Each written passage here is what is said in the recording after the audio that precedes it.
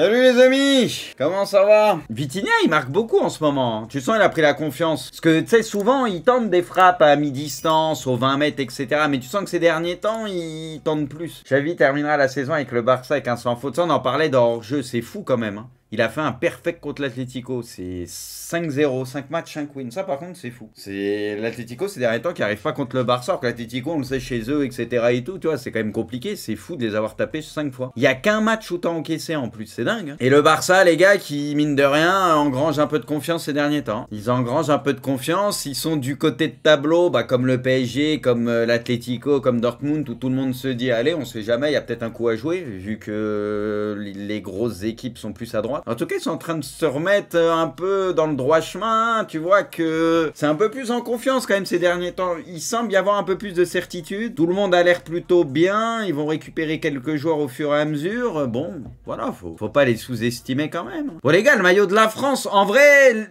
l'extérieur, ça va, mais je le trouve pas incroyable. Le domicile est très beau, mais comme tout le monde, j'ai le même ressenti. Le coq, ils ont un peu abusé, quoi. On l'avait dit la dernière fois, on dirait c'est un dinosaure, le machin. C'est dommage que le coq il l'ait fait aussi gros, parce que le maillot, les couleurs elles sont stylées. Hein. Franchement, le maillot en blanc, je le trouve incroyable. Même l'autre, mais en blanc, je trouve, il ressort trop bien, non? Je le trouve magnifique. Tu vois, avec le logo au milieu, le sponsor juste en dessous la marque, je le trouve super beau, non? Brésil. En fait, les gars, je trouve catastrophique. Pourquoi c'est pas symétrique? Pourquoi mettre le truc au milieu et la marque comme ça? C'est dégueulasse, on est d'accord. On est d'accord que les gars, vaut mieux que ce soit symétrique avec le logo d'un côté et la marque de l'autre, non? Je comprends pas ce truc de mettre un logo au milieu et ça comme ça, non? Je trouve ça horrible. Ouais, celle-là, ça avait fait le tour partout.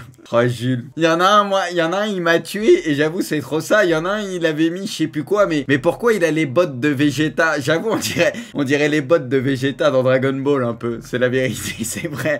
On dirait vraiment les trucs dans Dragon Ball. Quand j'avais vu ça, ça m'avait tué. Après, les gars, il aime la mode, hein. Voilà, après, il fait de mal à personne, hein. Antoine Griezmann pourrait... Ouais, bon après de toute façon là c'est les amicaux et tout, puis bon, il y a quand même pas mal de trucs qu'il attendait avec l'Atlético, ça sert à rien de forcer. Hein. Nottingham écope de 4 points de pénalité en première ligue pour avoir enfreint les règles du fair play financier. Le club anglais passe relégable. Putain, cette année, c'était Everton les gars qui avait pris combien? 7 points? Ou peut-être je dis de la merde, c'était, je sais plus c'était combien. Mais ça rigole pas, il y a quelques sanctions cette année. Hein. Ouais c'était Everton, 10 points ils avaient pris, c'était 10 même. Moi en fait les gars, le truc, alors je veux bien qu'il y ait des enquêtes ou des machins, ils vérifient tout et du coup ça prend du temps etc. Mais en fait c'est le timing. Là t'arrives vers la fin de saison, tu manges un moins 4 points qui te met complètement dans la merde. Tu vois, à ce stade de la saison. Alors après, peut-être que les trucs ont mis plus de temps, etc. à être regroupés, mais le timing fait que t'enlèves les points maintenant. C'est que ça fait quand même très très mal. Hein. Alors qu'Everton, c'était dès le début. Ouais, c'était passé. Après, il leur avait rajouté des points, c'était dès le début, tu vois. Tiens, Henry s'exprime sur le cas Cherki finalement convoqué. Il va falloir prouver. Son état d'esprit, sa marge de progression, c'est dans la tête à Cherki. C'est pas balle au pied. On sait qu'il a des qualités là-dessus. C'est beaucoup dans la tête, quoi. Et moi, c'est rare, comme j'ai dit, mais la dernière fois, moi, je trouve, il est rentré bon état d'esprit. Et ça s'est vu direct sur le terrain. Revanchard, mais bon état d'esprit, il a fait mal. Le Bayern est ouvert à un départ de Joshua Kimmich cet été. C'est vrai que ça en parle depuis un moment. Et même lui, t'as l'impression qu'il veut se casser. L'Allemand ne souhaite pas rejoindre le PSG, Chelsea et United. Aïe, aïe, aïe. Si une bonne affaire arrive cet été, à 1 an de la fin de son contrat, le club le laissera partir. 5 clubs envisageables pour lui: Arsenal, City, Liverpool, Barça, Real. Franchement les gars, moi je trouve Liverpool ça serait bien, non? Moi comme ça je vois les clubs et tout et je me dis vas-y pourquoi pas Liverpool. Arsenal, alors, en vrai tous les clubs là, il n'y a pas de fausse note tu vois, mais Liverpool il pourrait faire du bien et voilà je pense. Bon même s'il connaît pas la meilleure période de sa carrière, à l'image un peu du Bayern, hein, parce que ces derniers temps c'est un peu compliqué, mais tu sens que ouais je sais pas, t'arrives à la fin du truc quoi. Luis Enrique profite de la trêve pour putain il revient sur Twitch. Il présentera un projet personnel sur lequel il travaillait avec sa famille et répondra à des questions du chat. Ok. C'est ouf qu'il aime comme ça. Ouais, pendant la CDM et tout, il kiffait ça. Hein. Mais en vrai, ça c'est bien, tu vois. Parce que au moins t'as la proximité avec les supporters de ton club, etc. Je pense que ça fait kiffer les supporters du PSG par exemple, tu vois.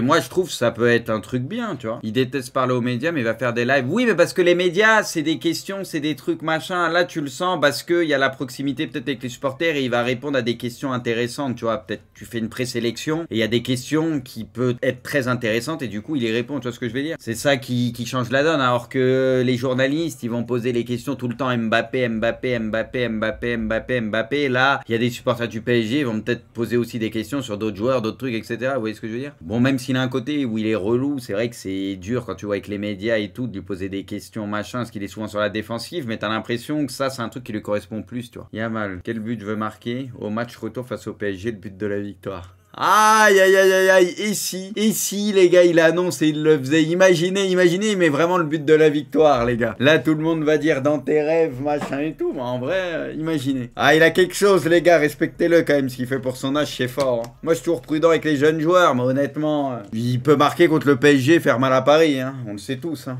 Faut quand même s'en méfier. Hein. Officiel.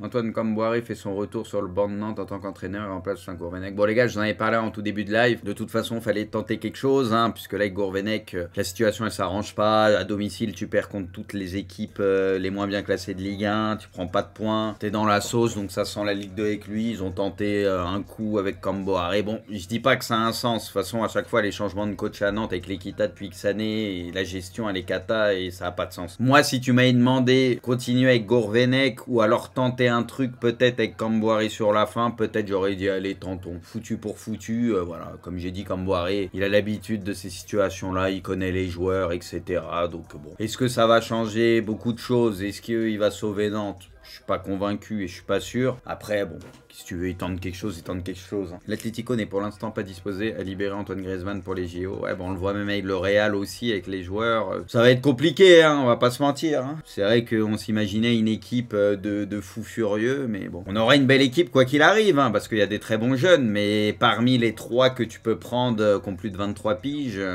c'est pas si évident que ça, parce que forcément les clubs ils veulent pas quoi. Si le FC Barcelone, tiens, si le FC Barcelone parvient à atteindre les demi-finales de Ligue des Champions, Laporta fera tout pour prolonger Xavi. Après Xavi, la dernière fois il lui avait posé la question, il avait dit non, rien n'a changé à ce niveau-là, mais après le foot va vite, hein. Si jamais le Barça, vas-y. Ils ont un côté, comme j'ai dit tout à l'heure, qui est ouvert. Il y a un monde où ils se retrouvent en finale. Je veux dire, toutes les équipes quasiment du côté gauche, ils ont une chance. En vrai les gars, ça serait abusé. Non mais s'ils gagnent la LDC, les gars...